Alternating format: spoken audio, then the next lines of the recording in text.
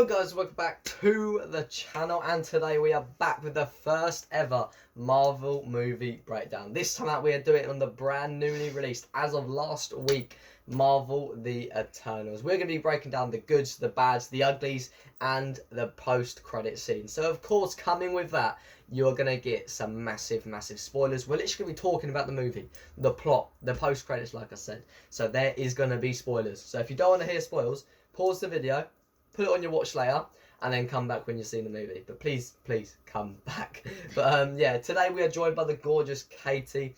As per usual with these normal series things, she will be a part of the movie breakdowns. We go seeing pretty much all of them on the weekend of release. This week was a little bit different. We had to wait a week, but nonetheless, we are here now. But yeah, smash the like and enjoy, subscribe if you're new, and let's get talking Eternals. So who are the Eternals? You've got 7 Eternals. Each of their different powers from the planet Olympus. You've got the likes of Ikaris, Circe, Gingo, Gilgamesh, Sprite, Druig, Macquarie, and of course Ajax as the leader. If I've forgotten any of them there's a lot of names, alright, so allow me, I can just about remember my own name. But yeah, so they are the 7 Eternals, and they were sent from the planet Olympus by the Celestials. Celestials being overall like super beings, like from the beginning of time, kind of linked to the Infinity Stones. This one that sent these Celestials is Arishem. I believe that's right. Yeah. Sorry, like I said, names. But yeah, they sent them to planet Earth to try and help humans develop and try and advance them in their species. However, there was a flaw. There was also predators known as the Deviants. They was out there to kill the humans, which the Eternals then had to defend humans for, and that was kind of like their calling then. Help them advance and defend them from the Deviants. However, there was a more sinister plan at work. Arishem ended up lying to the majority of them. Ajax was the only one who knew, and then later on Ikaris, of course. But the actual plan was to not help the humans advance, but kind of farm the humans and make it to the right population so they can create a whole new celestial. They ended up planting a celestial seed into the planet Earth. That happens every billion years. They choose a planet, plant a seed, and in a billion years a celestial was born. I think it was Tiamat. Yeah. Tiamat was born. Well, he was the one that was gonna be born from planet Earth. Ajax, after thousands and thousands of years, started to fall in love with this planet. So many of them. Phastos had a family, kids. Circe fell in love with someone who comes quite important at the end. And they all just are falling in love with this planet, its people, and everything about it. So Ajax, the leader, ended up having second thoughts. Trusted in Ikaris. Told Ikaris the whole story. Ikaris wanted to have faith in the Celestials, so decided to stick with Arishem and ended up killing Ajax. Like I said, spoiler alert, you've had your warnings.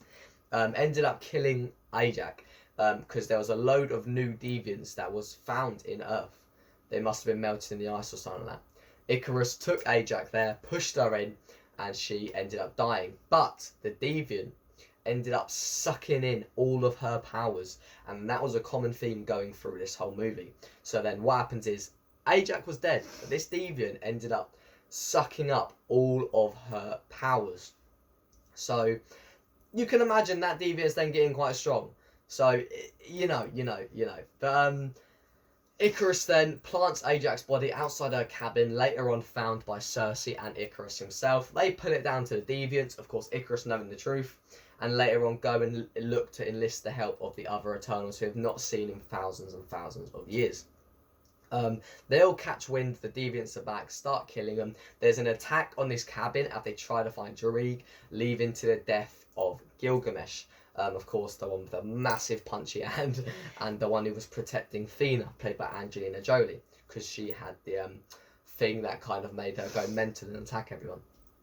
But he ended up dying, and the same deviant sucked out his powers, so that he's got the powers of the 2 Eternals, and just the fact he's a deviant. So he's quite, he's quite a big man now. Do you know what I mean?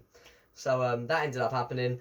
But then they catch wind of the emergence. The emergence being what I said to you earlier about the Celestial coming out, and they wanted to try stop it. It was very much 50-50 in terms of some of them were like, hang on, we can't take on a whole Celestial. But then some of them like, listen, we've got it. We love this planet, etc., etc. Icarus went along with the plan, but come the end, showed his true colours. Told them that he's the one who killed Ajax, and it ended up with a massive fight between the Eternals. So after that big fight, there's a bit of a skirmish. Deviant comes in, attacks them. Athena goes and deals with him, slices him up. But then Phastos ends up holding down Icarus, because Icarus is the strongest Eternal. So he's obviously gonna outpower them all. So they've got to hold him down, all work together on him. And they managed to do that, giving Cersei enough time to go and confront the volcano that is literally erupting right in front of everyone. The hand of Tiamat is coming out, and you can see the head coming out in the background. And it's mental cinematography, but they need to stop it. So Cersei gets closer and closer and closer, ends up all the way at the end getting a uni-mind between her and all of the other Celestials, including Icarus, who later on changes his colours and ends up helping the Eternals to try and prevent Tiamat from being emerged, I guess. And eventually it does. They freeze him over, and it's all a happy ending. And then Icarus flies into the sun. He dies. Icarus is gone. There'll be no Superman in the MCU. But yes, so that's the whole story. 5 minutes of your life there. We've told you the whole plot. But the positives and negatives. What do you reckon? I think positives. The cinematography in it was amazing. What about you? What about you? I like the fact it's all based on Greek mythology. Yeah, there's a very unique concept for Marvel. Yeah, it was very much based on the Greek gods, like you say, Athena, Cersei, etc., etc. Yeah, very much based on comics as well. It was very, very good in that aspect. Very much accurate. Negatives in terms of purely based on the movie, not the actual story, but the movie.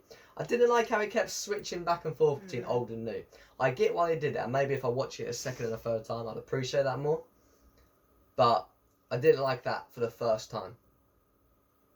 What about you? I agree, because it's quite confusing working out what point of the plot you're in, whether you're in present day or whether you're actually in the past. Yeah. So it just needs more clarification. Yeah, maybe.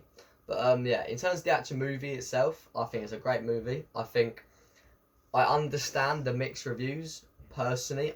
If I was rating it out of a 10, 5 being good, but not, just average. It's good. It's a good Marvel movie. 1 being terrible, 10 being like Endgame. 5, I think I'm going to give it like a 6.5. Like 5 being a solid, good, passable Marvel movie. 10 being Endgame. I think 6.5 for me. I'd say about 7 for me. 7 for you? That's considered Greek myth. Yeah, that's fair enough. But post-credit scenes spices it up massively. So there was 2 post-credit scenes. The first one, like I said, massive spoiler alert, introducing Harry Styles into the MCU. What we're saying? Obviously, Harry Styles playing Eros. Of course, a resident of the planet Titan, which, if you don't know, where Thanos is from. And funnily enough, Star Fox he also goes by. The god of like love and sex, I guess, if you want. Yeah. Is actually the brother of Thanos. So that could be quite interesting in the future. But what we saying? Can I be honest? Well, I'm open to it. I don't like the fact they casted Harry Styles for it. Why?